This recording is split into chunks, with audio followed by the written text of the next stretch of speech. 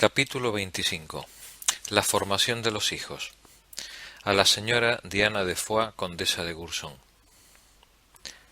Jamás he visto a un padre que, por jorobado o tiñoso que sea su hijo, deje de reconocerlo. Nota. Ver el capítulo El afecto de los padres a los hijos, donde Montaigne sostiene que el amor a los hijos debe fundarse en el mérito más que en el simple impulso natural. Fin de la nota. No es, sin embargo, a menos que el sentimiento lo obceque por completo, que no repare en su defecto, pero en cualquier caso es suyo. Por mi parte, también veo mejor que nadie que esto no son más que desvaríos de alguien que de las ciencias sólo ha probado la primera corteza en su infancia y sólo ha retenido una imagen general e informe. Un poco de cada cosa y nada del todo a la francesa. Porque en suma sé que existen la medicina, la jurisprudencia, las 4 partes de la matemática y sé burdamente cuál es su objetivo. Y tal vez sé también la pretensión de las ciencias en general de ser útiles a nuestra vida. Pero penetrar más allá, haberme roído las uñas en el estudio de Aristóteles, monarca de la doctrina moderna, o haberme obstinado tras alguna ciencia, nunca lo he hecho, ni sabría describir siquiera las líneas básicas de arte alguno. Y no hay niño de los cursos medios que no pueda decirse más docto que yo, que ni siquiera estoy capacitado para examinarlo de su primera lección. Y si me fuerzan a hacerlo, me veo obligado, con no poca inepcia, a plantear alguna materia de alcance general con la que examino su juicio natural, lección que les resulta tan desconocida a ellos como a mí la suya. No he establecido trato con ningún libro sólido, salvo Plutarco y Séneca, de donde saco agua como las Danaides, llenando y derramando sin tregua. Añado alguna cosa suya a este papel, a mí mismo casi nada. La historia es más mi campo en materia de libros, o la poesía, a la que amo con particular inclinación. Porque, lo decía Cleantes, así como la voz, constreñida en el estrecho canal de una trompeta, surge más aguda y más fuerte, me parece también que el sentido, oprimido por los cadenciosos metros de la poesía, se alzan con mucha más brusquedad y me golpean con una sacudida más viva. En cuanto a mis facultades naturales, cuya prueba tenemos aquí, las siento ceder bajo el fardo. Mis concepciones y mi juicio sólo avanzan a tientas, vacilantes, tropezando y dando traspiés.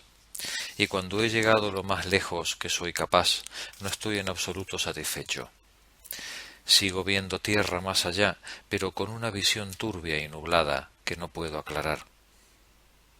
Y pretendiendo hablar indistintamente de todo aquello que se ofrece a mi fantasía, y sin emplear más que mis medios propios y naturales, me sucede a menudo que encuentro por azar en los buenos autores esos mismos asuntos que he intentado tratar, como acababa de ocurrirme en Plutarco ahora mismo con su discurso sobre la fuerza de la imaginación. Entonces, al reconocerme en comparación con ellos tan débil y miserable, tan torpe y adormilado, me compadezco a mí mismo o me desprecio. Pese a todo, me complace que mis opiniones tengan el honor de coincidir a menudo con las suyas, y que al menos los siga de lejos, asintiendo. También que tengo algo que no todo el mundo tiene, sé la extrema diferencia que hay entre ellos y yo. Y no obstante, dejo correr mis invenciones tan endebles y bajas como las he producido, sin embosar ni remendar los defectos que esta comparación me ha descubierto. Hay que tener los riñones muy firmes para intentar andar mano a mano con esa gente. Los escritores poco juiciosos de nuestro siglo, que en medio de sus obras sin valor siembran pasajes enteros de los autores antiguos para honrarse, consiguen lo contrario. Porque la infinita diferencia de lustres confiere un aspecto tan pálido, tan apagado y tan feo a lo que es suyo, que pierden mucho más de lo que ganan. Ha habido 2 fantasías contrarias. El filósofo Crisipo mezclaba en sus libros no ya pasajes, sino obras enteras de otros autores, y en uno de ellos la Medea de Eurípides. Y Apolodoro, que decía que si eliminara de él lo que le era ajeno, el papel quedaría en blanco. Epicuro, en cambio, en 300 volúmenes que legó, no incluyó ni una sola cita. Me sucedió hace poco que di con un pasaje de este tipo. Me había arrastrado lánguidamente tras unas frases francesas tan exangües, tan descarnadas y tan vacías de materia y de sentido, que en verdad no eran sino frases francesas. Al final de este largo y tedioso camino topé con un fragmento alto, rico y elevado hasta las nubes. Si se hubiera tratado de una pendiente suave y de una subida un poco prolongada, habría tenido excusa. Pero era un precipicio tan recto y tan escarpado que con las 6 primeras palabras me di cuenta de que volaba al otro mundo. Desde allí, el pozo del que procedía se me reveló tan bajo y tan hondo que nunca más tuve el ánimo de volver a bajarlo. Si rellenara uno de mis discursos con esos ricos despojos, arrojaría demasiada luz sobre la necedad del resto. Censurar en otros mis propias faltas no me parece más contradictorio que censurar, como hago a menudo, las de otros en mí. Hay que denunciarlas allí donde estén y arrebatarles cualquier refugio. Pese a todo, no ignoro la audacia con la que intento yo mismo igualarme siempre a mis hurtos, ir a la par con ellos, no sin la temeraria esperanza de poder engañar la mirada de los jueces al distinguirlos. Pero lo hago tanto por la manera en que los aplico como por medio de mi invención y mi fuerza. Y además no lucho ni en general ni cuerpo a cuerpo con esos viejos campeones. Lo hago mediante asaltos continuos, pequeños y leves. No me enfrento con ellos, me limito a tantearlos. Y más que ir, amago con ir. Si pudiera resistir su envite, sería un hombre honorable, porque los ataco sólo por donde son más fuertes.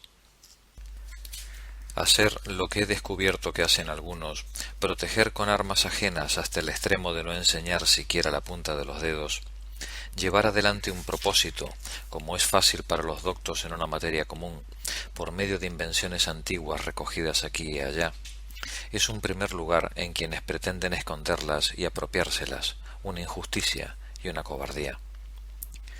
No poseen bien alguno con el que exhibirse y tratan de presentarse por medio de un valor del todo ajeno. Y además es una gran necedad contentarse con adquirir engañosamente la aprobación ignorante del vulgo y desacreditarse entre la gente de entendimiento que arruga el ceño ante esta incrustación prestada y cuya alabanza es la única que importa. Por mi parte, es lo último que querría hacer. No alego a los otros sino para alegarme tanto más a mí mismo. Esto no se refiere a los centones que se publican como centones. Aparte de los antiguos, en estos tiempos he visto algunos muy ingeniosos, entre otros uno cuyo autor es Capilupi. Se trata de espíritus que destacan tanto en otras cosas como en esto, al modo de Lipsio en el docto y laborioso tejido de sus políticas. En cualquier caso, y sin que importe cómo son estas sandeces, quiero decir que no he pensado en esconderlas, como tampoco escondería un retrato que me mostrara calvo y canoso, en el cual el pintor hubiera fijado no un semblante perfecto, sino el mío. Porque también estas son mis inclinaciones y mis opiniones. Las ofrezco como lo que yo creo, no como aquello que debe creerse. Lo único que me propongo aquí es mostrarme a mí mismo, que seré tal vez distinto mañana si un nuevo aprendizaje me modifica. No poseo la autoridad de ser creído ni lo deseo, pues siento que estoy demasiado mal instruido para instruir a los demás. Así pues, alguien que vio el artículo precedente me decía hace poco en mi casa que debería haberme extendido un poco en el discurso sobre la educación de los hijos. Nota. Montaigne se refiere a Diana de Foix Candale, casada en marzo de 1579 y que esperaba un hijo. Fin de la nota. Pues bien, señora, si tuviera alguna competencia en el asunto, no podría emplearla mejor que para hacer un presente al hombrecito que amaga con efectuar muy pronto una bella salida de vuestro seno. Sois demasiado noble para empezar de otra manera que con un varón. Porque, tras haber participado tanto en la realización de vuestro matrimonio, tengo algún derecho e interés en la grandeza y prosperidad de todo aquello que surja de él. Además, el antiguo dominio que ejercéis sobre mi servicio me obliga de sobra a desear honor, bien y provecho a todo aquello que os concierne. Pero en verdad, sólo alcanzo a entender que la dificultad mayor y más importante de la ciencia humana parece estar allí donde se trata de la crianza y formación de los hijos. Así como en agricultura los usos que preceden a la plantación son seguros y fáciles, igual que la propia plantación, pero una vez que lo plantado cobra vida, se produce una gran variedad de dificultad en los usos para el cultivo. También en los hombres se requiere poca destreza para plantarlos, pero una vez que han nacido, asumimos la carga de una tarea variada, llena de preocupación y de temor, para formarlos y criarlos. La manifestación de sus inclinaciones es tan tierna y tan oscura a esta tierna edad, las promesas son tan inciertas y falsas, que es difícil fundar ningún juicio sólido. Ved cómo Simón, Temístocles y 1000 más se desmintieron a sí mismos. Los osesnos y los cachorros de perro muestran su inclinación natural, pero los hombres, dado que se entregan de inmediato a las costumbres, las opiniones y las leyes, cambian o se disfrazan fácilmente. Pese a todo, es difícil forzar las propensiones naturales. De ahí que a falta de haber escogido bien su camino, nos esforzamos a menudo en vano y empleamos mucho tiempo en formar a los hijos en cosas en las cuales no pueden pisar firme. Sin embargo, mi opinión en esta dificultad es encaminarlos siempre hacia lo mejor y más provechoso, y que debemos aplicarnos poco a esas ligeras adivinaciones y pronósticos que basamos en los movimientos de su infancia. Platón, en su República, me parece atribuirles excesiva autoridad. Señora, la ciencia es un gran ornato y un instrumento de extraordinaria utilidad, en especial en las personas elevadas a un grado de fortuna semejante al vuestro. Con certeza, su verdadero uso no está en manos viles y bajas. Se enorgullece en mucha mayor medida cuando presta sus medios para dirigir una guerra, regir un pueblo, ganar la amistad de un príncipe o de una nación extranjera, que cuando se trata de forjar un argumento dialéctico, defender una apelación o prescribir un puñado de píldoras. Así pues, señora, porque creo que no olvidaréis este aspecto en la educación de los vuestros, vos que habéis saboreado su dulzura y que formáis parte de una estirpe letrada, conservamos todavía, en efecto, los escritos de los antiguos condes de Foix, de los que descendéis el conde vuestro marido y vos, y François, el señor de Candal, vuestro tío, hace surgir todos los días otros que extenderán la noticia de este rasgo de vuestra familia por muchos siglos. Quiero deciros al respecto una única fantasía que tengo contraria al uso común. Es todo lo que puedo aportar a vuestro servicio en este asunto. La tarea del tutor que le daréis, de cuya elección depende todo el resultado de su formación, comprende muchos otros aspectos importantes, pero no los trato porque en ellos nada valioso puedo aportar, y de este artículo sobre el cual me dedico a aconsejarle, creerá aquello que vea plausible. A un hijo de buena familia, que no persigue las letras por la ganancia, pues un fin tan abyecto es indigno de la gracia y el favor de las musas, y además atañe y está sujeto a otros, ni por las ventajas externas tanto como por las suyas propias, y para enriquecerse y adornarse interiormente, con el deseo de llegar a ser un hombre capaz más que un hombre docto, yo querría también que pusiéramos cuidado en elegirle un guía que tuviera la cabeza bien hecha, más que muy llena, y que requiriésemos en él las dos cosas, pero más el comportamiento y el juicio que la ciencia, y que llevara a cabo su tarea de una manera nueva. No cesan de gritarnos en los oídos como si vertieran en un embudo, y nuestro cometido se limita a repetir lo que nos han dicho. Yo querría que corrigiera este aspecto y que desde el primer día, según el alcance del alma que tiene entre sus manos, empezara a sacarla a la pista, haciéndole probar, elegir, distinguir las cosas por sí misma. A veces abriéndole camino, a veces dejándoselo abrir a ella. No quiero que conciba y hable solo, quiero que escuche hablar a su discípulo cuando sea su turno. Sócrates y después Arcesilao hacían en primer lugar hablar a sus discípulos y luego les hablaban ellos. A menudo la autoridad de los que enseñan perjudican a los que quieren aprender.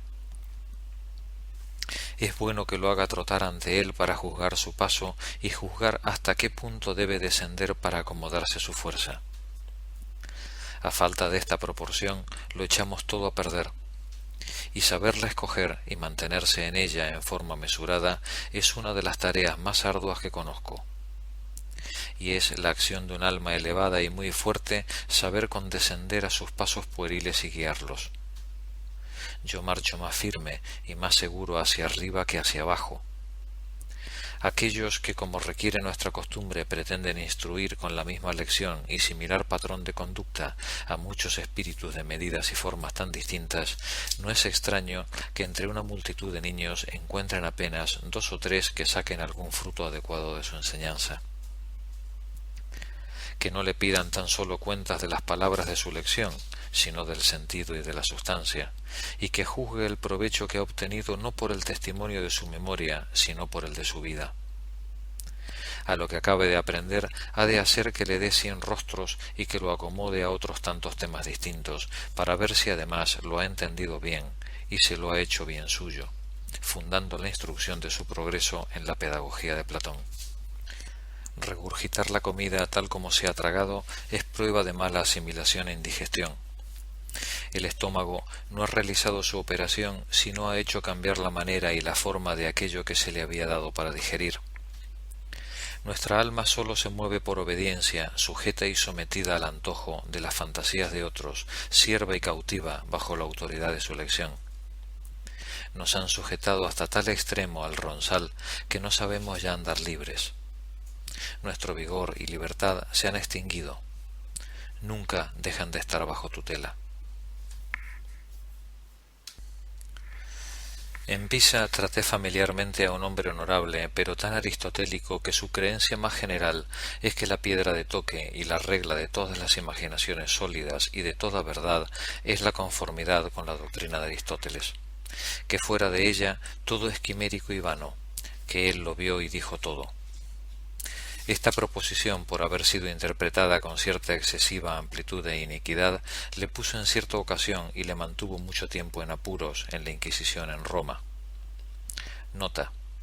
Alusión al filósofo y médico Girolamo Borri o Borro, profesor de filosofía natural en Pisa durante muchos años, autor, entre otras obras, de Motus Gravium et Levium, 1575, y Diálogo del flusso e reflusso del mare, 1561.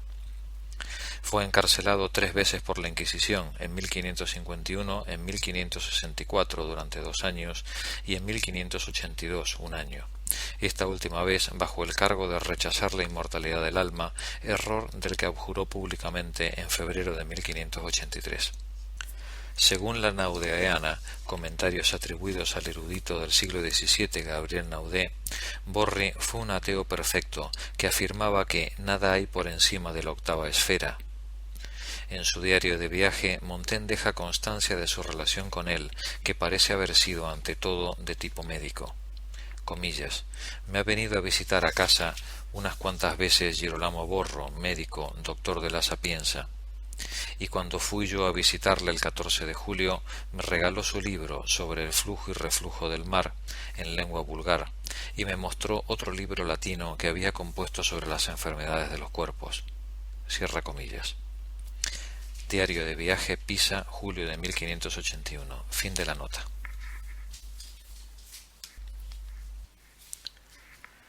Que se lo haga pasar todo por el sedazo y que no aloje nada en su cabeza por simple autoridad y obediencia, que los principios de Aristóteles no sean para él principios como tampoco los de estoicos o epicúreos. Debe proponérsele esta variedad de juicios, que elija si puede, si no, que permanezca en la duda. Comillas, dudar me gusta tanto como saber, cierra comillas. Porque si abraza las opiniones de Jenofonte y de Platón por su propio razonamiento, no serán ya las de éstos sino las suyas. Quien sigue a otro nada sigue, nada encuentra, más aún, nada busca. No estamos sometidos a un rey, cada cual debe vindicarse a sí mismo, que al menos sepa que sabe. Debe imbuirse de sus inclinaciones en lugar de aprender sus preceptos. y que no tema olvidar, si quiere, dónde las ha cogido, pero que sepa apropiárselas. La verdad y la razón son comunes a todos y no pertenecen más a quien las ha dicho primero que a quien las dice después.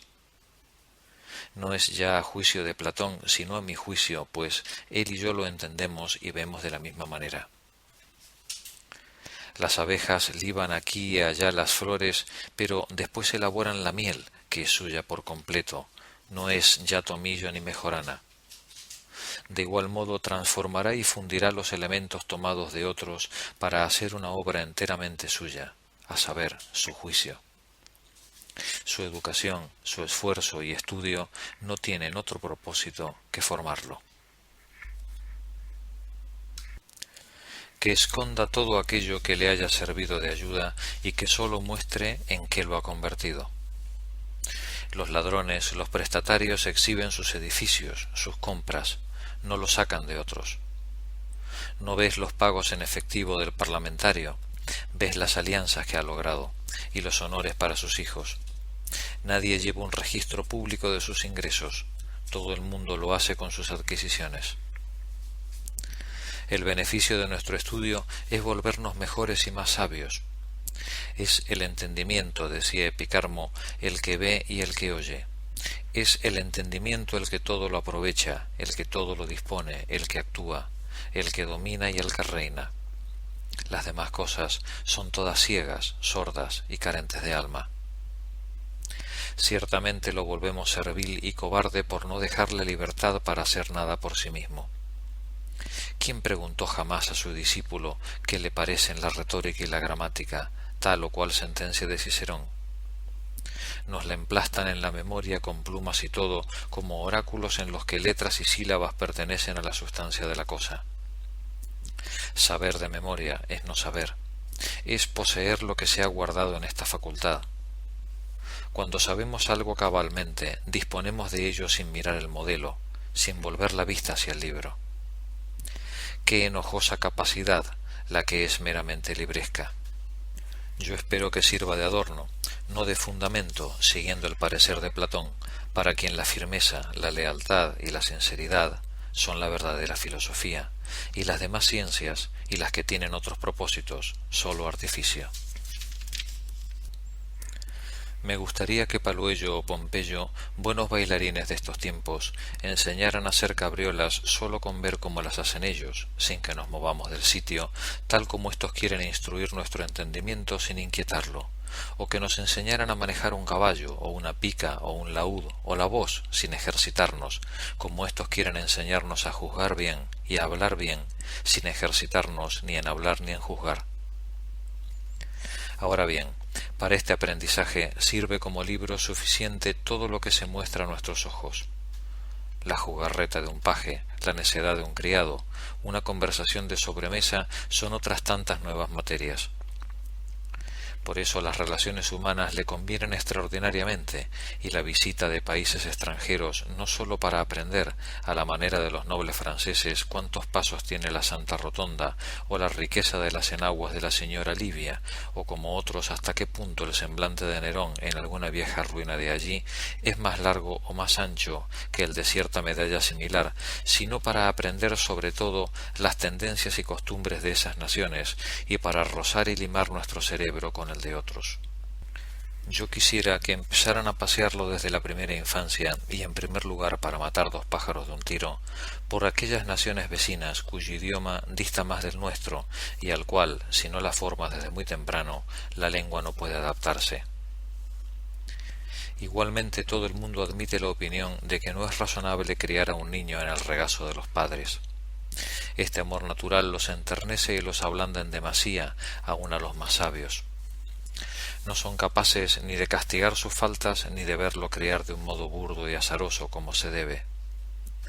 No pueden soportar que vuelva sudado y polvoriento de su ejercicio, que beba caliente, que beba frío, ni verlo sobre un caballo difícil, ni empuñar el florete contra un duro espadachín, ni al primer arcabuz. No hay remedio, en efecto. Si se quiere hacer de él un hombre de bien, sin duda alguna no debe reservársele en la juventud y a menudo hay que contrariar las reglas de la medicina. comillas, que viva la intemperie y entre riesgos, cierra comillas. Endurecerle el alma no basta, hay que endurecerle también los músculos. El alma sufre excesivo agobio si no es secundada y tiene demasiado trabajo para proveer por sí sola a dos cometidos.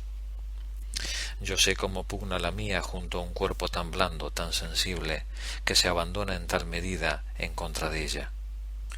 Y cuando leo, observo muchas veces que en sus escritos mis maestros consideran como magnanimidad y fuerza de ánimo ejemplos que seguramente dependen más bien del espesor de la piel y de la dureza de los huesos. He visto hombres, mujeres y niños que han nacido de tal manera que una tunda de palos les afecta menos que a mí un papirotazo, que no mueven ni la lengua ni el ceño si se les golpea. Cuando los atletas remedan la resistencia de los filósofos, se trata más bien de vigor muscular que anímico. Ahora bien, acostumbrarse a soportar el esfuerzo es acostumbrarse a soportar el dolor. El esfuerzo opone un callo al dolor. Hay que avesarlo al esfuerzo y a la dureza de los ejercicios si se quiere disponerlo al esfuerzo y a la dureza de la dislocación, del cólico, del cauterio y también de la cárcel y de la tortura. Porque también puede estar expuesto a estas últimas que en estos tiempos afectan tanto a los buenos como a los malos. Estamos expuestos a tales pruebas. Quien se enfrenta a las leyes amenaza a la gente de bien con el látigo y con la soga.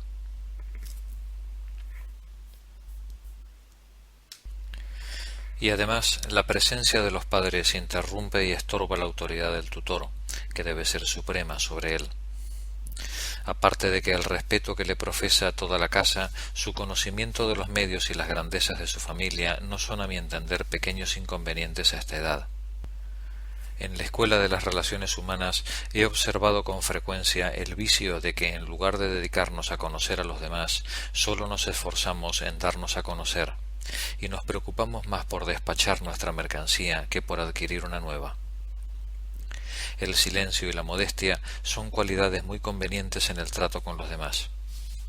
Formaremos a este niño para que escatime y reserve su capacidad una vez adquirida, para que no se tome en serio las necedades y fábulas que se digan en su presencia. Es, en efecto, una impertinencia y una incivilidad oponerse a todo aquello que no se acomoda a nuestro gusto. Que le baste con corregirse a sí mismo, y que no parezca reprochar a los demás todo lo que él se niega a hacer, ni contrariar las costumbres públicas. Se puede saber sin ostentación, sin envidia. Que evite esos aires de dominio del mundo e insociables y esa pueril ambición de querer parecer más astuto por ser distinto, y como si las censuras y las novedades fuesen una mercancía difícil, el querer conseguir con ellas reputación de alguna cualidad peculiar. Igual que no conviene sino a los grandes poetas valerse de las licencias del arte, sólo a las almas más grandes e ilustres se les permite arrogarse privilegios por encima de la costumbre.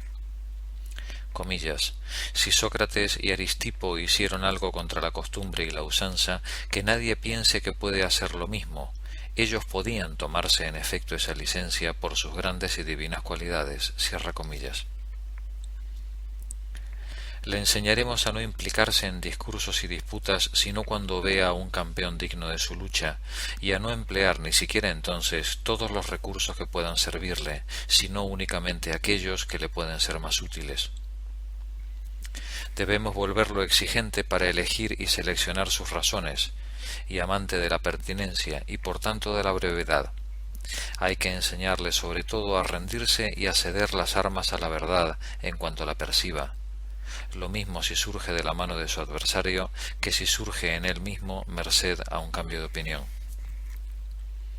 Porque no se le pondrá en una cátedra para que recite un papel prescrito. No está atado a causa alguna, sino porque la prueba. No desempeñará aquel oficio en el cual se vende sólo al contado la libertad de poderse arrepentir y rectificar. Y ninguna necesidad le obliga a defender todas las cosas prescritas e impuestas. Si su tutor comparte mi inclinación, formará su voluntad para ser muy leal servidor de su príncipe y muy afecto y muy valeroso, pero enfriará su deseo de adquirir con él otro compromiso que el deber público. Aparte de muchos otros inconvenientes que vulneran nuestra libertad con tales obligaciones particulares, el juicio de un hombre a sueldo y comprado o es menos íntegro y menos libre, o es tachado de imprudencia y de ingratitud. Un simple cortesano no puede tener ni derecho ni voluntad de hablar y de pensar sino a favor de un amo, que, entre tantos millares de súbditos, le ha elegido a él para educarlo y criarlo por su mano. El favor y el interés corrompen y ofuscan, no sin alguna razón, su franqueza. Por eso vemos por lo común que el lenguaje de esta gente es diferente de cualquier otro lenguaje en un estado, y poco digno de confianza en tal materia. Que su conciencia y su virtud resplandezcan en su lenguaje y no tenga otra guía que la razón.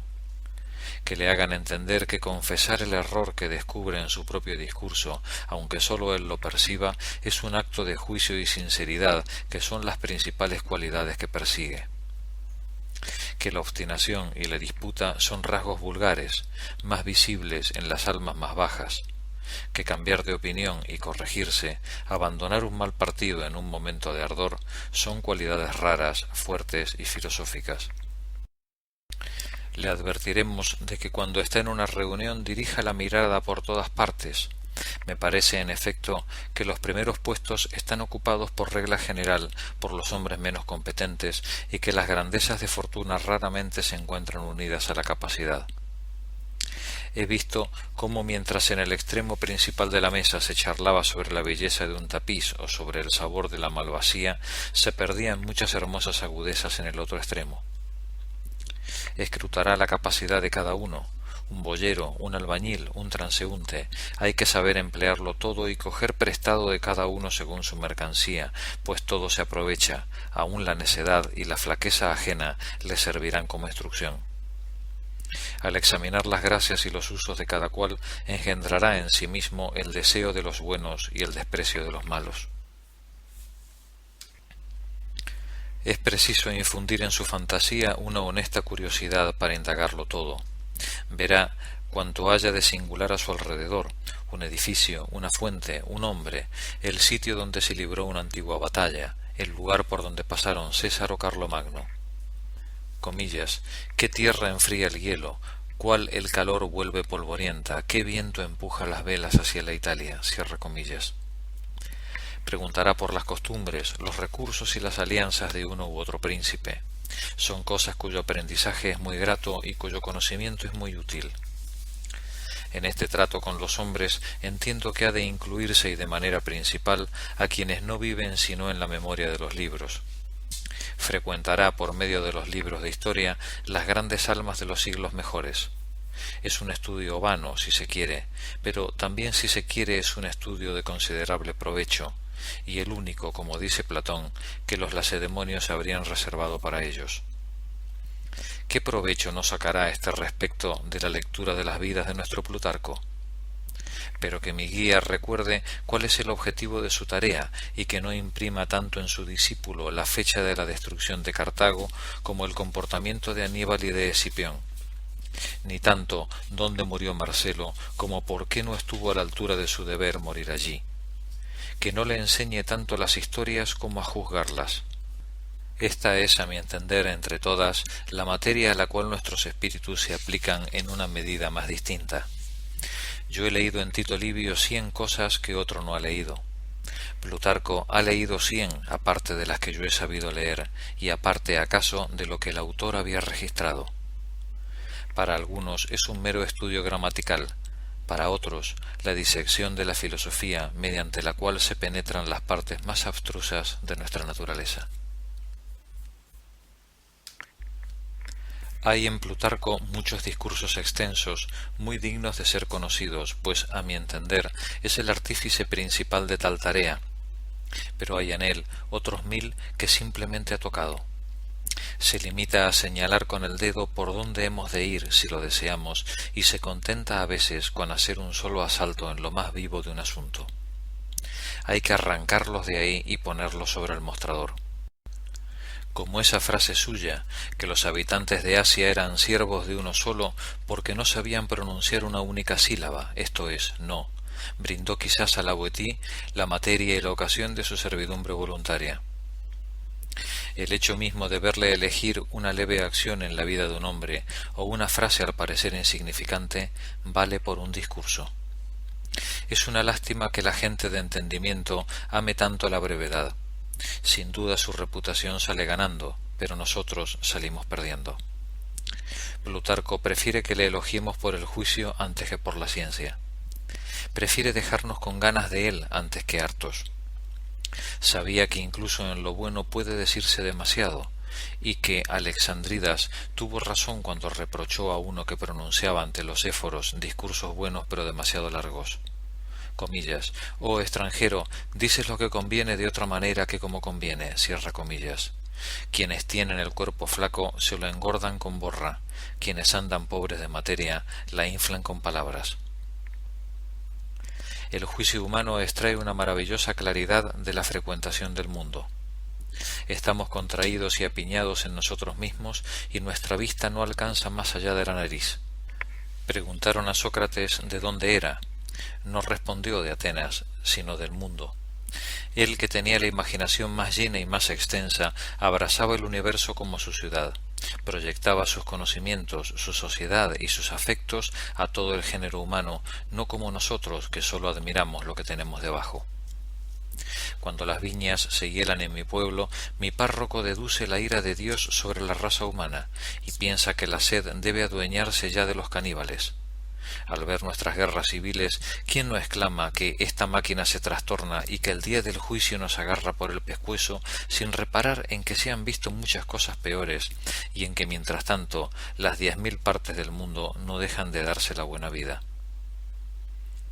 Yo, con arreglo a su licencia e impunidad, me admiro de verlas tan dulces y blandas. A quien le cae granizo sobre la cabeza le parece que todo el hemisferio sufre tempestad y temporal. Y decía el Soboyardo que si ese necio del rey de Francia hubiera sabido dirigir bien su fortuna, tenía capacidad para llegar a ser mayordomo de su duque. Su imaginación no concebía otra grandeza más alta que la de su amo. Todos padecemos insensiblemente este error de gran consecuencia y perjuicio. Pero si alguien se representa como en un cuadro esta gran imagen de nuestra madre naturaleza en su entera majestad, si alguien lee en su rostro una variedad tan general y constante, si alguien se observa ahí dentro, y no a sí mismo, sino a todo un reino como el trazo de una punta delgadísima, ese es el único que considera las cosas según su justa medida. Este gran mundo, que algunos incluso multiplican como especies bajo un género, es el espejo en el que debemos mirarnos para conocernos como conviene. En suma, quiero que este sea el libro de mi escolar. Tantos humores, sectas, juicios, opiniones, leyes y costumbres nos enseñan a juzgar sanamente los nuestros y le enseñan a nuestro juicio a reconocer su imperfección y su flaqueza natural, cosa que no es pequeño aprendizaje. Tantas mutaciones políticas y cambios de fortuna pública nos enseñan a no ver la nuestra como un gran milagro. Tantos nombres, tantas victorias y conquistas sepultadas en el olvido vuelven ridícula la esperanza de eternizar nuestro nombre por la captura de 10 arqueros o de una bicoca que no se conoce sino por su caída. El orgullo y la altivez de tantas pompas extranjeras, la majestad tan hinchada de tantas cortes y grandezas, nos fortifica y asegura la vista para resistir el fulgor de las nuestras sin pestañear. Tantos millones de hombres enterrados antes de nosotros nos animan a no temer ir al encuentro de tan buena compañía en el otro mundo, y así sucesivamente. Nuestra vida, decía Pitágoras, se parece a la grande y populosa asamblea de los Juegos Olímpicos. Unos ejercitan el cuerpo para adquirir la gloria de los Juegos, otros llevan mercancía para vender en busca de beneficio. Hay algunos, y no son los peores, que no persiguen otro fruto que observar cómo y por qué se hace cada cosa y ser espectadores de la vida de los demás hombres para juzgarla y ordenar la suya. A los ejemplos se le podrán propiamente asociar todos los discursos más provechosos de la filosofía, en relación con la cual deben contrastarse las acciones humanas que han de tenerla como su regla. Le diremos, comillas, ¿qué es lícito desear? ¿Para qué sirve una moneda nueva? ¿Hasta qué punto hay que entregarse a la patria y a los estimados padres? ¿Qué te ordena Dios que seas? ¿Y en qué lugar te has situado entre los hombres? ¿Qué somos? y con qué propósito hemos sido engendrados, cierra comillas. ¿Qué es saber e ignorar? ¿Cuál debe ser el fin del estudio? ¿Qué es el valor, la templanza y la justicia? La diferencia que hay entre ambición y avaricia, servidumbre y sujeción, licencia y libertad. ¿Con qué señales se reconoce la verdadera y sólida satisfacción? ¿En qué medida debe temerse la muerte, el dolor, la vergüenza? Comillas. ¿Y cómo evitar o sobrellevar las penas? Cierra comillas. ¿Qué motivos nos empujan y cómo se producen los movimientos tan variados que se dan en nosotros? Me parece, en efecto, que los primeros discursos con los que debe abrevársele el entendimiento han de ser aquellos que regulen sus costumbres y su juicio, aquellos que le enseñen a conocerse a sí mismo y a saber morir bien y a vivir bien. Entre las artes liberales, empecemos por el arte que nos hace libres. Todas ellas sirven en verdad de alguna manera la instrucción y práctica de nuestra vida, como le sirven también de alguna manera las demás cosas. Pero elijamos aquella que le sirve directa y expresamente. Si supiéramos reducir las dependencias de nuestra vida a sus justos y naturales límites, descubriríamos que la mayor parte de las ciencias que están en uso no tienen uso alguno para nosotros. Y aun en aquellas que lo tienen, hay extensiones y recovecos muy inútiles que mejor haríamos en dejar ahí y, de acuerdo con la formación socrática, limitar el curso de nuestro estudio a aquellas donde falta la utilidad. Comillas. Atrévete a ser sabio, empieza. Quien aplaza la hora de vivir rectamente hace como el rústico que espera a que se seque el río, pero éste fluye y fluirá voluble por siempre jamás. Cierra comillas. Es una gran simpleza enseñar a nuestros hijos, comillas, en qué influyen los peces y los signos animosos del león, en qué Capricornio que se baña en las aguas de la Hespéride, cierra comillas, la ciencia de los astros y el movimiento de la octava esfera, antes que los suyos propios. ¿Qué me importan las Pléyades, las estrellas del boyero? Anaxímenes escribe a Pitágoras, comillas, ¿con qué juicio puedo dedicarme a los secretos de las estrellas si tengo la muerte o la esclavitud siempre presente ante los ojos? Cierra comillas. Por aquel entonces, en efecto, los reyes de Persia preparaban la guerra contra su país. Todo el mundo debe hablar así. Si me golpean la ambición, la avaricia, la ligereza, la superstición, y tengo en mi interior estos otros enemigos de la vida, ¿me pondré a reflexionar sobre el movimiento del mundo? Tras enseñarle lo que sirve para volverlo más sabio y mejor, le hablaremos de qué es la lógica, la física, la geometría, la retórica, y con el juicio ya formado, dominará enseguida la ciencia que elija. Su lección se impartirá a veces charlando, a veces con libros. En ocasiones el tutor le abastecerá con el autor mismo apropiado para determinado objetivo de su formación. En ocasiones le proporcionará la médula y la sustancia ya masticada. Y si él carece de familiaridad suficiente con los libros para encontrar tantos hermosos razonamientos como contienen, para lograr su propósito se le podrá asociar algún hombre de letras que suministre en cada caso las provisiones que necesite para distribuirlas y dispensarlas a su criatura. Y que esta lección sea más fácil y natural que la de Gaza, ¿quién puede dudarlo? En esta todos son preceptos espinosos y desagradables, y palabras vanas y descarnadas, en las que no hay asidero alguno, nada que nos despierte el espíritu. En la otra, el alma encuentra dónde morder y dónde nutrirse. El fruto es más grande sin comparación, y aún así madurará antes. Es muy notable que las cosas en nuestro siglo hayan llegado al punto de que la filosofía sea, aun para la gente de entendimiento, un nombre vano y fantástico que se considera de nula utilidad y nulo valor, tanto en la opinión como de hecho. Yo creo que la causa radica en esos ergotismos que han ocupado sus accesos. Se comete un gran error pintándole inaccesible a los niños y con un rostro ceñudo, altivo y terrible. ¿Quién me la ha enmascarado con ese falso semblante pálido y repelente? Nada hay más alegre, más airoso, más divertido y casi diría que retozón. No predica otra cosa que fiesta y buen tiempo. Un rostro triste y transido muestra que no reside ahí. Demetrio el gramático encontró en el templo de Delfos a un grupo de filósofos que se habían sentado juntos y les dijo, comillas, Si no me equivoco, por el gesto tan apacible y tan alegre que os veo, no estáis discurriendo sobre nada importante, cierra comillas. Uno de ellos, Heracleón de Mégara, respondió, comillas, son quienes indagan si el futuro del verbo valo va con doble lambda, o quienes indagan la derivación de los comparativos geirón y beltión, y de los superlativos geiristón y beltistón, los que han de fruncir el ceño al hablar de su ciencia. Pero en cuanto a los razonamientos filosóficos, suelen alegrar y regocijar a quienes se ocupan de ellos, no enfadarlos y entristecerlos, cierra comillas. En un cuerpo enfermo pueden descubrirse los tormentos secretos del alma, también las alegrías. El semblante adopta uno y otro estado. El alma que alberga la filosofía debe, con su salud, volver sano también al cuerpo. Debe hacer que brille hasta fuera su serenidad y su dicha.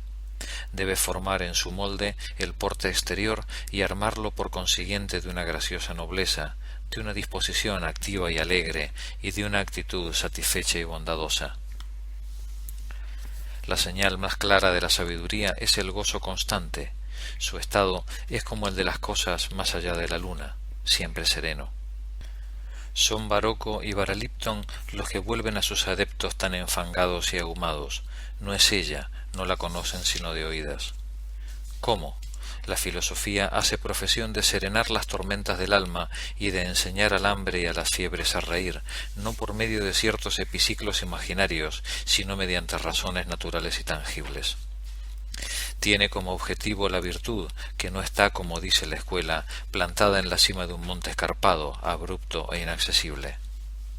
Quienes se le han acercado la consideran por el contrario situada en una hermosa planicie fértil, floreciente, desde donde lo ve todo muy por debajo de ella, pero aún así puede llegarse hasta ella si se sabe el camino, por senderos sombreados, cubiertos de césped y suavemente perfumados, de manera grata y con una pendiente fácil y lisa, como la de las bóvedas celestes.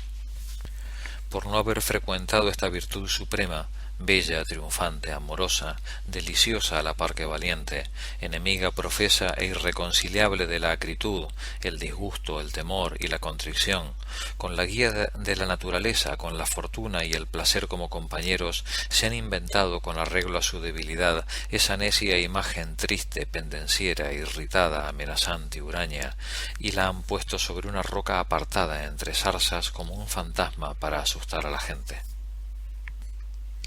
Mi tutor, que sabe que ha de llenar la voluntad de su discípulo de afecto tanto o más que de reverencia hacia la virtud, le sabrá decir que los poetas siguen las inclinaciones comunes y sabrá hacerle evidente que los dioses han destinado el sudor a los accesos de los gabinetes de Venus más bien que a los de Palas. Y cuando empiece a reparar en sí mismo, le presentará a Bradamante o a Angélica como amante que gozar, y una belleza natural, activa, noble, no hombruna sino viril, frente a la belleza blanda, afectada, delicada, artificial, una travestida en muchacho, tocada con un casco refulgente, la otra, vestida de muchacha, tocada con un gorrillo perlado. Juzgará masculino su amor, aun si su elección es del todo diferente de la del afeminado pastor de Frigia. Le dará esta nueva lección, que el valor y la altura de la verdadera virtud residen en la facilidad, la utilidad y el placer de su ejercicio, tan alejado de dificultades que los niños son capaces de él igual que los hombres, los simples igual que los sutiles. Su instrumento es la mesura, no la fuerza. Sócrates, su primer favorito, renuncia expresamente a su fuerza para deslizarse en la naturalidad y facilidad de su camino. Es la madre nutricia de los placeres humanos. Volviéndolos justos, los vuelve firmes y puros. Moderándolos, los mantiene en vilo y apetitosos. Recortando los que rechaza, nos aguza para aquellos que nos deja. Y nos deja abundantemente todos los que quiera la naturaleza, y hasta la saciedad, si no hasta el hartazgo, maternalmente, salvo que por ventura pretendamos decir que la mesura que detiene al bebedor antes de la borrachera, al que come antes de la indigestión, al lascivo antes de la calvicie, sea hostil a nuestros placeres.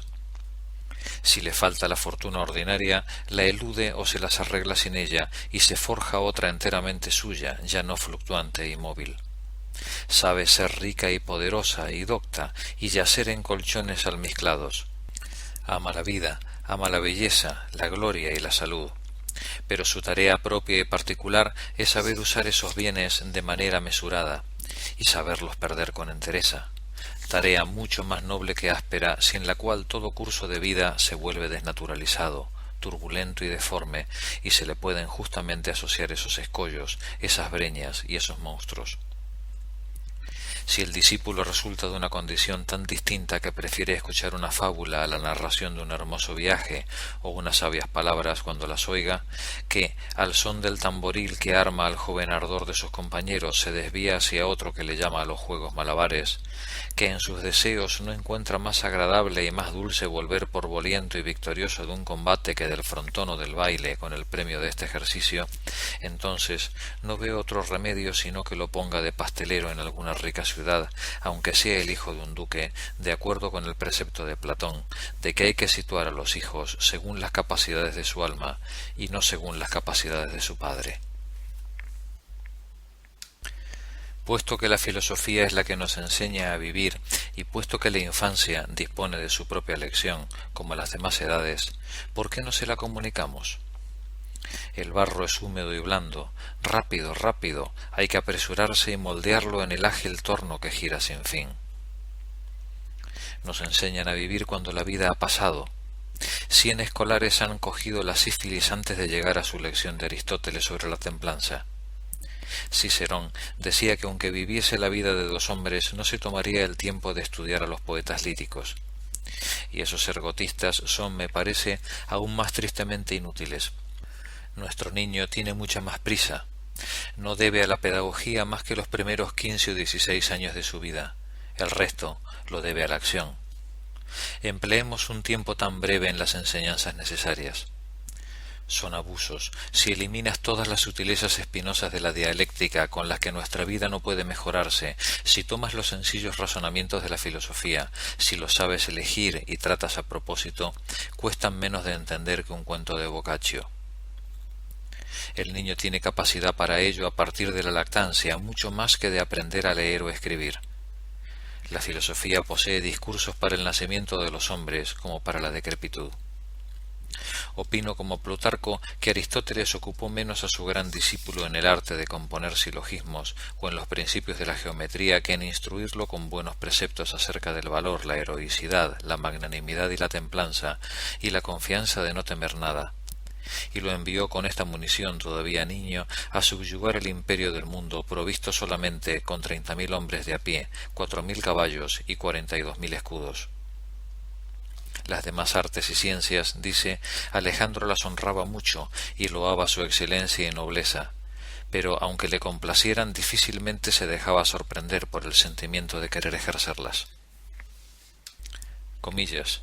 Venid aquí a buscar, jóvenes y viejos, un objetivo firme para el alma, un viático para las miserables canas. Cierra comillas. Es esto lo que decía Epicuro al inicio de su carta a Meneceo, que ni el más joven rehúse filosofar, ni el más viejo se canse de hacerlo. Quien actúa de otro modo parece decir o que aún no ha llegado el momento de vivir feliz, o que ya no es el momento. Por todo ello, no quiero que encarcelen a este muchacho, no quiero que lo abandonen a la cólera y al humor melancólico de un furioso maestro de escuela. No quiero corromper su espíritu sometiéndolo a la tortura o al trabajo como se hace con los demás, 14 o 15 horas al día, igual que un mozo de cuerda. Tampoco me parecería bien que si por cierto temperamento solitario y melancólico le hubiéramos entregado con una aplicación demasiado insensata al estudio de los libros, se le alimentáramos. Eso los vuelve ineptos para las relaciones sociales y los aparta de las mejores ocupaciones. ¿Y a cuántos hombres he visto en mi tiempo embrutecidos por una temeraria avidez de ciencia? Carneades contrajo una locura tal que nunca más tuvo tiempo para arreglarse el cabello y las uñas. Tampoco quiero estropear sus nobles costumbres con la insociabilidad y barbarie de otros. La sabiduría francesa fue antiguamente proverbial como sabiduría que empezaba muy pronto y apenas duraba. En verdad, vemos aún que nada hay tan gentil como los niños pequeños en Francia, pero por lo general traicionan la esperanza que han hecho concebir y una vez adultos no se ve en ellos excelencia alguna. He oído sostener a gente de entendimiento que los colegios donde se les envía, de los cuales tienen un grandísimo número, los embrutecen de este modo. Para el nuestro, un gabinete, un jardín, la mesa y el lecho, la soledad, la compañía, la mañana y el atardecer, todas las horas le serán iguales, todos los sitios serán para él estudio. En efecto, la filosofía, que, como formadora de los juicios y de la conducta será su principal lección, tiene el privilegio de inmiscuirse en todo. A Isócrates, el orador, le pidieron en un banquete que hablara de su arte. Todo el mundo cree que tuvo razón al responder, comillas, ahora no es el momento para lo que yo sé hacer, y aquello de lo que ahora es el momento, yo no sé hacerlo, cierra comillas. Porque ofrecer discursos o discusiones de retórica a un grupo reunido para reír y comer bien sería una mezcla demasiado difícil de acordar. Y otro tanto cabría decir de las demás ciencias. Pero en cuanto a la filosofía, en la parte que se ocupa del hombre y de sus deberes y obligaciones, ha sido juicio universal de todos los sabios que, dada la dulzura de su trato, no debía ser rehusada ni de los festines ni de los juegos. Y Platón le invita a su banquete y vemos cómo hablan los asistentes de una manera amena y acomodada al tiempo y al lugar, aunque sea con sus discursos más elevados y más saludables. Comillas, aproveche igualmente a pobres y a ricos, y si la descuidan, perjudicará a niños y a viejos, cierra comillas. Así pues, sin duda, descansará menos que los demás, pero de la misma manera que los pasos que dedicamos a pasear por una galería, aunque sean 3 veces más, no nos cansan tanto como los que empleamos en un camino predeterminado, nuestra lección, si se hace como al azar, sin obligación de tiempo ni de lugar, y si se mezcla con todas nuestras acciones, penetrará sin hacerse notar. Aún los juegos y los ejercicios constituirán una buena parte del estudio. La carrera, la lucha, la música, la danza, la caza, el manejo de los caballos y armas. Quiero que el decoro exterior y la cortesía y la compostura personal se modelen al mismo tiempo que el alma. No se forma un alma ni un cuerpo, sino un hombre. No hay que tratar a los dos por separado. Y como dice Platón, no debe formarse una parte sin la otra, sino conducirlas a la par, como una pareja de caballos uncidos al mismo timón. Y si le escuchamos, ¿no parece dedicar más tiempo y atención a los ejercicios del cuerpo y considerar que el espíritu se ejercita a la vez que él y no al contrario? Por lo demás, la formación debe conducirse con una dulzura severa, no como suele hacerse. En lugar de incitar a los niños a las letras, lo cierto es que no se les ofrece otra cosa que horror y crueldad. Eliminadme la violencia y la fuerza. A mi juicio, nada bastardea y aturde tanto a una naturaleza bien nacida. Si deseas que tema la vergüenza y el castigo, no le acostumbres a ellos. Acostúmbrale al sudor y al frío, al viento, al sol y a los riesgos que debe desdeñar. Prívale de cualquier blandura y delicadeza al vestir y al dormir, al comer y al beber, acostúmbralo a todo. Que no sea un niño bonito y un caballerete, sino un muchacho vivo y vigoroso. Niño, hombre, viejo, siempre he creído y pensado lo mismo. Pero entre otras cosas, el orden de la mayoría de nuestros colegios me ha disgustado siempre. Se cometería tal vez un error menos dañino inclinándose hacia la indulgencia. Es una verdadera cárcel de jóvenes cautivos. Los vuelven desenfrenados castigándolos antes de que lo sean. Si llegas a un colegio en el momento de la tarea no oyes más que gritos de niños torturados y de maestros ebrios de cólera. Qué manera de despertarles el gusto por su lección a esas almas tiernas y temerosas, guiarlas con una faz terrorífica con las manos armadas de látigos. Es una costumbre inicua y perniciosa. Además, como muy bien observó Quintiliano, esta imperiosa autoridad comporta consecuencias peligrosas y en particular con nuestra manera de castigar.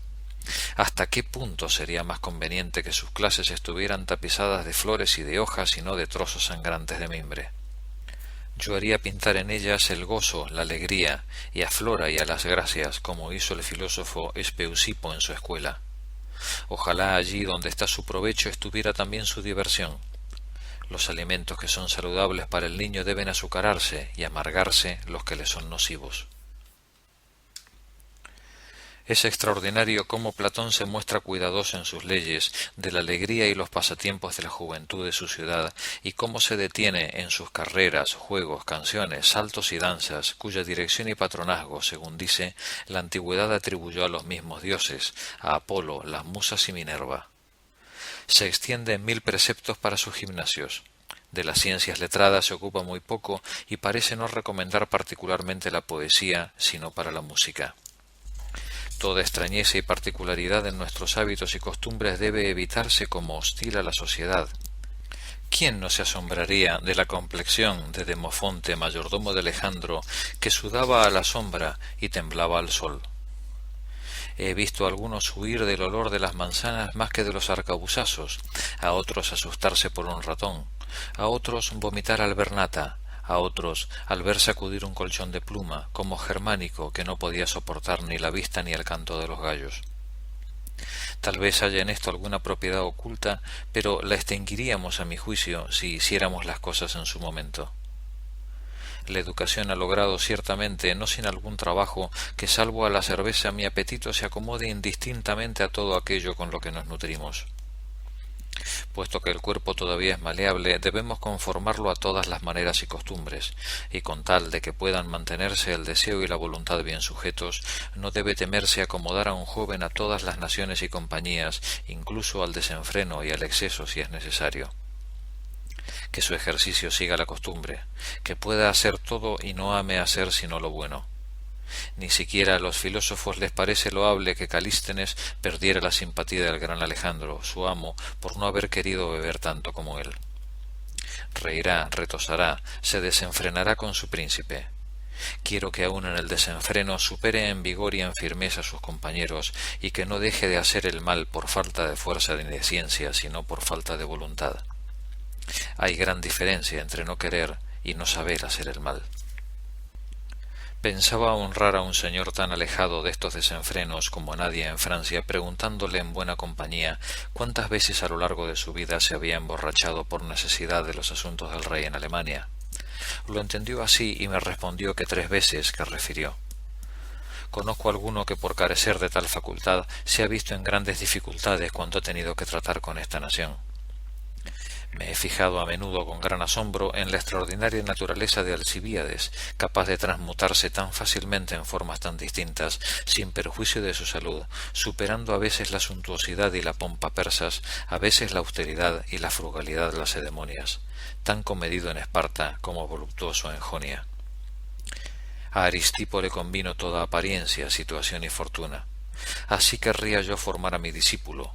Admiraré a quien con paciencia se reviste del doble paño si se acomoda a una forma cambiada de vida y asume no sin gracia uno y otro papel. Estas son mis lecciones. Las aprovechará mejor el que las lleve a cabo que el que las sepa. Si lo ves, lo oyes. Si lo oyes, lo ves. Dios no quiera, dice alguien en Platón, que filosofar sea aprender muchas cosas y disertar sobre las artes. Esta, la más amplia de todas las artes, la disciplina de vivir bien, la observaron más con la vida que con las letras. Leonte, príncipe de los Fliasios, preguntó a Heráclides el Póntico qué ciencia, qué arte profesaba. Éste le respondió: no sé ningún arte ni ciencia, pero soy filósofo. Le reprochaban a Diógenes cómo, siendo ignorante, se dedicaba a la filosofía. Me dedico a ella, dijo, con tanta más razón. Egesias le rogaba que le leyera algún libro. Él le respondió: eres gracioso, eliges los higos verdaderos y naturales, no los pintados. ¿No elegirías también los ejercicios naturales y verdaderos y no los escritos? Más que decir su lección la hará, la dirá en sus acciones. Veremos si es prudente en sus empresas, si es bondadoso y justo en su comportamiento, si posee juicio y gracia al hablar, vigor en las enfermedades, modestia en los juegos, templanza en los placeres, orden en la administración, indiferencia en el gusto, trátese de carne, pescado, vino o agua. Que considere su disciplina no como ostentación de ciencia, sino como ley de vida, que se obedezca a sí mismo y siga sus principios. El verdadero espejo de los razonamientos es el curso de las vidas. Alguien le preguntó a Seusidamo por qué los lacedemonios no ponían por escrito los preceptos del heroísmo y no los hacían leer a sus jóvenes. Le respondió que los querían acostumbrar a las acciones, no a las palabras. Compara con este, al cabo de 15 o 16 años, a uno de esos latinizantes de colegio que habrá dedicado al mismo tiempo a no aprender otra cosa que hablar. El mundo no es más que cháchara, y jamás he visto a nadie que no hable más bien más que menos de lo que debe. Sin embargo, la mitad de nuestra vida se va en eso. Nos tienen 4 o 5 años para entender las palabras y ensartarlas en frases, otros tanto para componer un gran cuerpo extendido en 4 o 5 partes y otros 5 por lo menos para que las sepamos mezclar y entrelazar brevemente de cierta manera sutil. Nota: Montaigne se refiere aquí al llamado trivium, que constaba de gramática, retórica y dialéctica o lógica. Fin de la nota. Dejemos esto a quienes lo profesan de manera expresa. Yendo un día a Orleans, me encontré en la llanura que hay antes de Clery a 2 profesores que venían a Burdeos, a unos 50 pasos el uno de otro. Más lejos, detrás de ellos, vi un grupo encabezado por un señor, que era el difunto conde de La Rochefoucauld. Uno de mis criados preguntó al primero de los profesores quién era el gentilhombre que venía tras él. Como no había visto la comitiva que le seguía y creyó que le hablaban de su compañero, respondió graciosamente: «No es un gentilhombre, es gramático y yo soy lógico». Ahora bien, nosotros que intentamos aquí, por el contrario, formar no a un gramático o a un lógico, sino a un gentilhombre, dejemos que ellos abusen de su tiempo. Nosotros tenemos trabajo en otra parte, pero si nuestro discípulo está bien provisto de cosas, las palabras las seguirán hasta el exceso. Él las arrastrará si no quieren seguirlas. Oigo que algunos se excusan porque no son capaces de expresarse y simulan tener la cabeza atestada de muchas cosas bellas para no poder sacarlas a la luz por falta de elocuencia. Esto es una bobada. ¿Sabéis de qué se trata, a mi juicio? Se trata de sombras que surgen en ellos de ciertas concepciones informes que no son capaces de desenmarañar y de aclarar en su interior, ni por consiguiente de presentar al exterior. No se entienden ni siquiera a sí mismos. Y si observas un poco su tartamudeo en el momento de darlas a luz, entenderás que su dificultad no radica en el parto, sino en la concepción, y que no hacen otra cosa que lamer aún esa materia imperfecta. Por mi parte sostengo, y Sócrates lo prescribe, que si alguien posee en su espíritu una viva y clara imaginación, la manifestará, sea en el bergamasco, sea con muecas si es mudo. Comillas, y las palabras seguirán sin violencia a la cosa vista de antemano, cierra comillas. Y como decía aquel tan poéticamente en su prosa, comillas, cuando las cosas han ocupado el ánimo, las palabras las envuelven, cierra comillas, las cosas mismas arrastran las palabras. No sabe el ablativo, el conjuntivo, el sustantivo, ni la gramática, tampoco la sabe su lacayo, ni la vendedora de arenque del petit pont. Y aun así te hablarán hasta la saciedad, si así te apetece, y acaso las reglas de la lengua les estorbarán tan poco como al mejor maestro de artes de Francia. No sabe retórica ni como preludio captar la benevolencia del cándido lector, ni le interesa saberlo. En verdad, toda hermosa pintura es borrada fácilmente por el brillo de una verdad simple y genuina. Tales gentilezas sólo sirven para entretener al vulgo, incapaz de ingerir el alimento más sólido y más firme, como Afer demuestra con toda claridad en Tácito. Los embajadores de Samos habían acudido ante Cleómenes, rey de Esparta, preparados con un bello y largo discurso para inducirlo a la guerra contra el tirano Polícrates. Tras dejarles hablar, les respondió, comillas, en cuanto al inicio y exordio, ya no me acuerdo, ni por consiguiente de la parte del medio, y en cuanto a la conclusión, no quiero saber nada de ella, cierra comillas. He aquí una buena respuesta, me parece, y unos oradores bien pasmados. ¿Y qué decir de éste? Los atenienses habían de elegir entre 2 arquitectos para realizar una gran edificación. El primero, más astuto, se presentó con un bello discurso premeditado sobre la obra y obtuvo el juicio favorable del pueblo. Pero el otro se limitó a 3 palabras. Comillas, señores atenienses, lo que éste ha dicho, yo lo haré, cierra comillas. En el mejor momento de la elocuencia de Cicerón, muchos le admiraban, pero Catón, sin dejar de reírse, decía: «Tenemos un cónsul divertido». Vaya delante o detrás una útil sentencia, una bella agudeza, siempre es oportuna. Si no cuadra con lo que va delante ni con lo que viene detrás, está bien en sí misma. No estoy entre quienes piensan que la buena rima hace el buen poema. Déjale alargar una sílaba corta si quiere. En esto ninguna obligación. Si los hallazgos sonríen, si el ingenio y el juicio han hecho bien su tarea, diré que es un buen poeta, pero un mal versificador. Comillas, de fina nariz, rudo, componiendo versos. Cierra comillas. Aunque se le haga perder a la obra, dice Horacio, todas sus costuras y medidas, comillas, ritmos determinados y medidas, invierte el orden de las palabras, haciendo de las primeras las últimas y de las últimas las primeras. Aun así hallarás los miembros descompuestos de un poeta, cierra comillas. Aunque se le haga perder a la obra las costuras y medidas, no por eso se contradirá a sí misma, aun los pedazos serán hermosos. Esto es lo que respondió Menandro cuando le recriminaban al acercarse al día en el que había prometido una comedia no haber empezado todavía. Comillas, está compuesta y lista, solo falta añadirle los versos, cierra comillas. Como tenía las cosas y la materia dispuestas en el alma, al resto le importaba poco. Desde que Ronsard y Du Bellay han dado prestigio a la poesía francesa, no veo aprendiz tan modesto que no hinche las palabras, que no ordene las cadencias más o menos como ellos. Tiene más resonancia que valor. Jamás hubo tantos poetas en lengua vulgar. Pero así como reproducir sus rimas les ha resultado muy fácil, se queda en cambio muy cortos al imitar las ricas descripciones del uno y las delicadas invenciones del otro. Cierto, pero ¿qué hará si le apremian con la sutileza sofística de algún silogismo? El jamón hace beber, beber apaga la sed, y por tanto el jamón quita la sed. Que se burle de ella. Es más sutil burlarse de ella que darle respuesta. Que tome de Aristipo esta graciosa contrasutileza. ¿Por qué voy a desatarlo si atado me estorba? A uno que proponía sutilezas dialécticas contra Cleantes, Crisipo le dijo, comillas, juega estas prestidigitaciones con los niños y no distraigas los pensamientos serios de un hombre mayor, cierra comillas. Si esas necias argucias, sofismas intrincados y espinosos le han de persuadir de una mentira, es peligroso. Pero si quedan sin efecto y no le inducen sino a risa, no veo por qué ha de cuidarse de ellas. Algunos son tan necios que se desvían de su camino un cuarto de legua para correr en pos de una agudeza.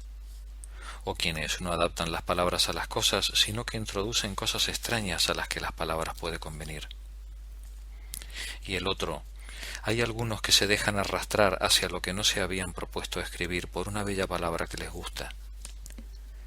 Me gusta mucho más torcer una hermosa sentencia para unirla a mí que rectificar mi camino para ir a buscarla. Al contrario, a las palabras les corresponde servir y seguir, y que el gascón llegue si el francés no alcanza. Quiero que predominen las cosas y que llenen hasta tal punto la imaginación del oyente que éste no recuerde nada de las palabras. El lenguaje que me gusta es un lenguaje simple y natural, igual sobre el papel que en la boca, un lenguaje suculento y vigoroso, breve y denso, no tanto fino y cuidado como vehemente y brusco. Comillas, sólo tendrá sabor el lenguaje que hiera, cierra comillas. Más difícil que aburrido, alejado de la afectación, irregular, suelto y audaz, que cada pieza tenga cuerpo propio, no pedantesco, no frailesco, no pleiteante, sino más bien soldadesco, como Suetonio llama al de Julio César, y con todo no percibo bien por qué lo llama así. Me ha gustado imitar el desaliño que se ve en nuestra juventud en la manera de vestir, manto a la bandolera, capa sobre el hombro, una media floja, que manifiesta un orgullo desdeñoso de ornamentos extraños y despreocupado por el arte. Pero me parece aún mejor empleado en la forma de hablar. La afectación, en especial en la alegría y libertad francesa, cuadra mal con el cortesano. Y en una monarquía todo gentilhombre debe formarse según la conducta del cortesano. Por eso hacemos bien en decantarnos un poco hacia lo natural y desdeñoso. No me gusta el tejido en el que se ven las uniones y las costuras, del mismo modo que en un cuerpo hermoso no deben poderse contar los huesos y las venas. El discurso que sirve a la verdad debe carecer de arte y ser simple.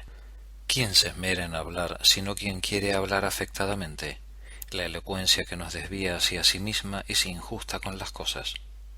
Así como en los atuendos es de pusilánimes pretender destacar por algún rasgo particular e inusitado, en el lenguaje la búsqueda de expresiones nuevas y de palabras poco conocidas surge de una ambición escolar y pueril.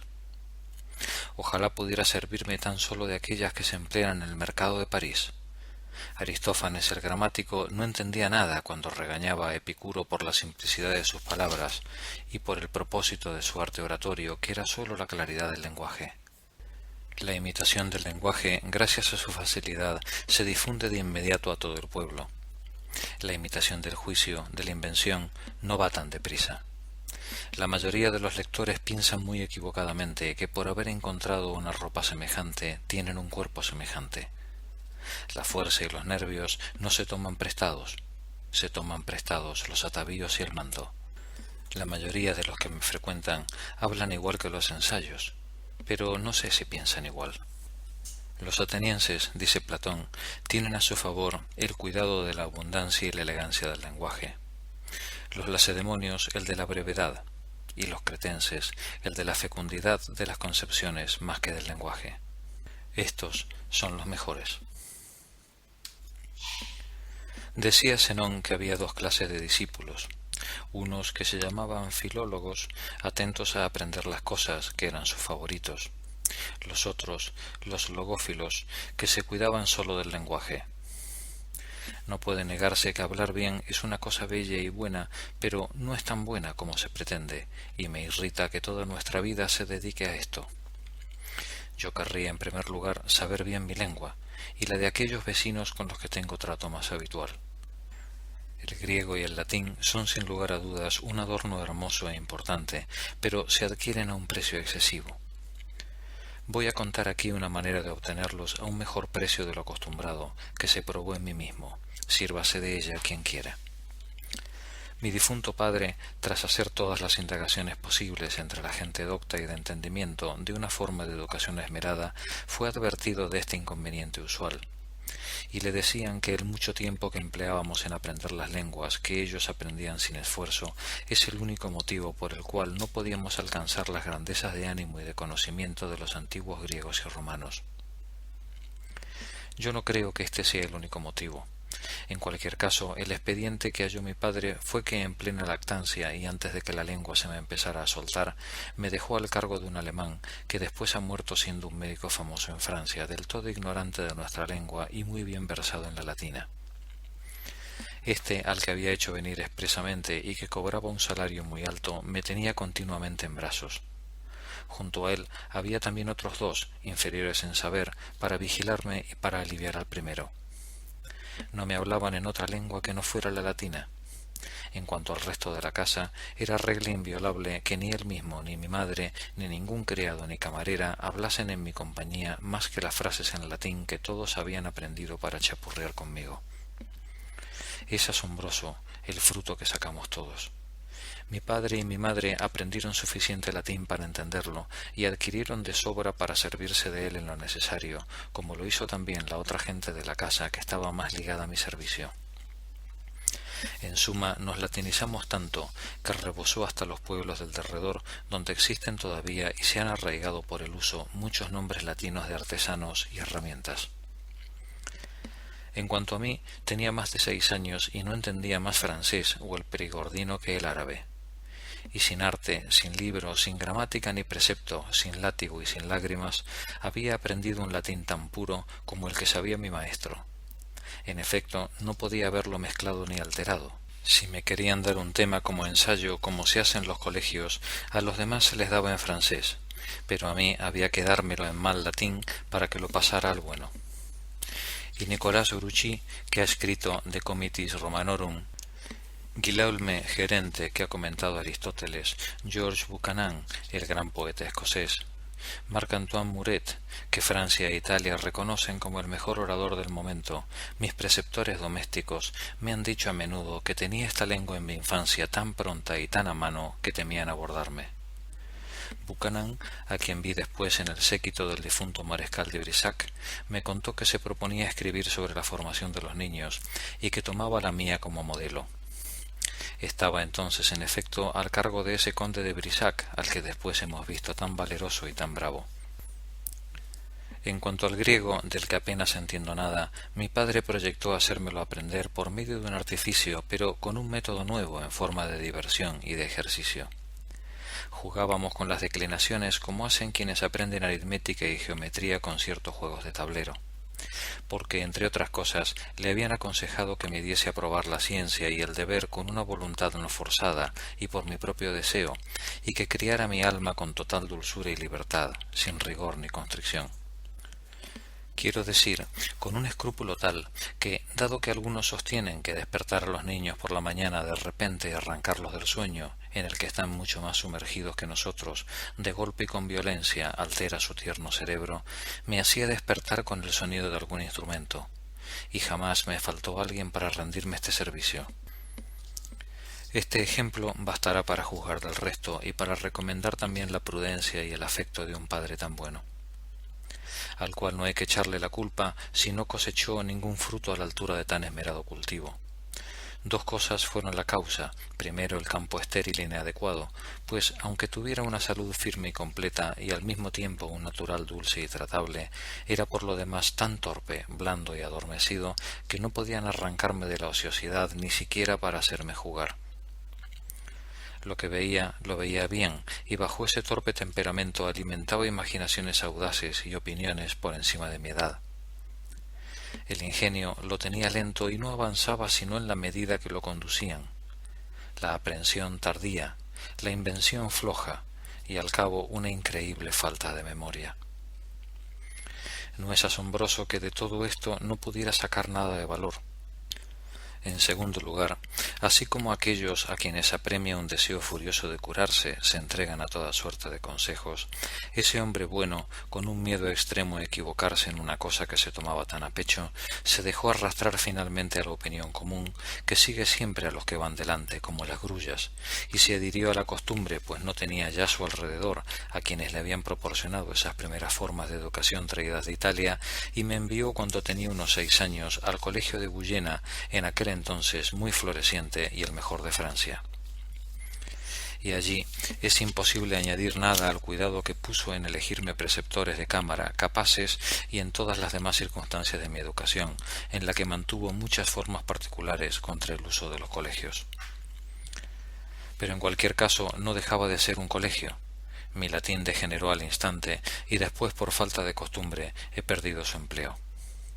Y esta insólita formación mía sólo me sirvió para saltar desde el principio a las primeras clases, porque a los 13 años salí del colegio, acabado mi curso, así lo llamaban, y en verdad sin fruto alguno que pudiera ahora registrar.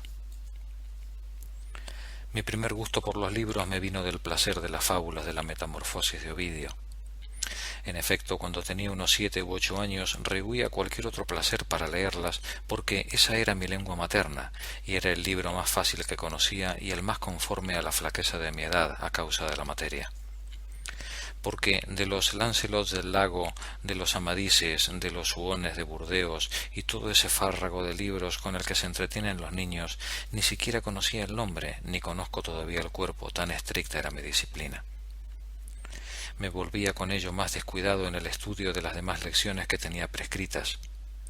Ahí me resultó especialmente oportuno tratar con un preceptor, que era un hombre de entendimiento y que supo transigir hábilmente ante ese desenfreno mío y otros semejantes. En efecto, de esta manera encadené de un tirón la Eneida de Virgilio, luego Terencio y después Plauto y comedias italianas, embelecado siempre por la dulzura del tema. De haber sido tan insensato como para romper la cadena, me parece que no habría sacado del colegio sino el odio a los libros, como le sucede a casi toda nuestra nobleza. Se manejó ingeniosamente aparentando no ver nada. Aguzaba mi apetito no permitiéndome engullir esos libros sino a escondidas y manteniéndome suavemente a raya en cuanto a los demás estudios regulares. Porque las principales cualidades que mi padre buscaba en aquellos a cuyo cargo me dejaba eran la bondad y la sencillez de temperamento. Por lo demás, el mío no tenía otro vicio que la languidez y la pereza. El peligro no era que hiciese algo malo, sino que no hiciera nada. Nadie predecía que llegara a ser malo, sino inútil. Preveían en mí holgazanería, no malicia. me doy cuenta de que así ha sido. Las quejas que me zumbaban en los oídos son de este tipo, comillas, es ocioso, frío en los deberes de la amistad y del parentesco, y en los deberes públicos demasiado particular, cierra comillas. Los más injuriosos no dicen ¿por qué ha cogido? ¿Por qué no ha pagado? Sino ¿por qué no dispensa de la deuda? ¿Por qué no da? Tomaría como un favor que no desearan de mí sino tales acciones superrogatorias. Pero son injustos exigiéndome lo que no debo mucho más rigurosamente de lo que ellos exigen lo que deben. Al condenarme a tal cosa, borran la benevolencia de la acción y la gratitud que me sería debida. Por el contrario, el obrar bien activo debería pesar más viniendo de mí, habida cuenta que no tengo ninguno pasivo. Puedo disponer de mi fortuna con más libertad en la medida que es más mía, y de mí en la medida que soy más mío. Sin embargo, si fuese un gran adornador de mis acciones, tal vez enviaría a paseo esos reproches y les enseñaría a algunos que no les ha ofendido tanto que no haga lo bastante como que pueda hacer bastante más de lo que hago. Con todo, mi alma no deja al mismo tiempo de experimentar en su interior movimientos firmes y juicios seguros y abiertos sobre los objetos que conocía y los digería sola sin comunicación alguna. Y entre otras cosas creo en verdad que habría sido del todo incapaz de rendirse a la fuerza y a la violencia. Registraré esta facultad de mi infancia, la seguridad en el semblante y la versatilidad de voz y de gesto para aplicarme a los papeles que interpretaba, porque antes de tener la edad apenas había cumplido entonces 12 años, asumí los papeles protagonistas de las tragedias latinas de Buchanan, Guerente y Muret, que se representaron en nuestro colegio de Guyena con dignidad. En eso Andrés de Gouvet, nuestro rector, como en todos los demás aspectos de su cargo, fue sin comparación el más grande rector de Francia, y me consideraban su maestro de obras. Es un ejercicio que no desapruebo para los niños de buena familia. Y después he visto a nuestros príncipes entregarse a él en persona, siguiendo el ejemplo de los antiguos, honesta y loablemente. En Grecia era lícito que la gente honorable lo convirtiera incluso en su profesión. Comillas, descubre el asunto al actor trágico Aristón, cuyo nacimiento y fortuna eran dignos, y su profesión en nada lo rebajaba, pues nada hay de vergonzoso en ello entre los griegos, cierra comillas. En efecto, siempre he acusado de impertinencia a quienes condenan estas distracciones y de injusticia a quienes rehúsan la entrada en nuestras buenas ciudades a los comediantes que lo merecen y niegan al pueblo estos placeres públicos. Los buenos gobiernos se preocupan de reunir y aunar a los ciudadanos tanto en los oficios serios de la devoción como en los ejercicios y juegos. De esta manera su asociación y amistad aumentan. Y además no podrían concedérseles pasatiempos más rectos que aquellos que se hacen en presencia de todos y a la vista aún del magistrado. Y me parecería razonable que el príncipe, a sus expensas, gratificara de vez en cuando al pueblo con ellos, con un afecto y una bondad como paternales, y que en las ciudades populosas hubiera lugares destinados a tales espectáculos y dispuestos para ellos, distracción de actos peores y secretos. Para volver a mi asunto, no se trata sino de seducir el deseo y el sentimiento. De lo contrario, no se logra otra cosa que asnos cargados de libros. Se les da en custodia a latigazos su bolsita llena de ciencia, la cual, para hacerlo bien, no basta con alojarla en uno, hay que abrazarla.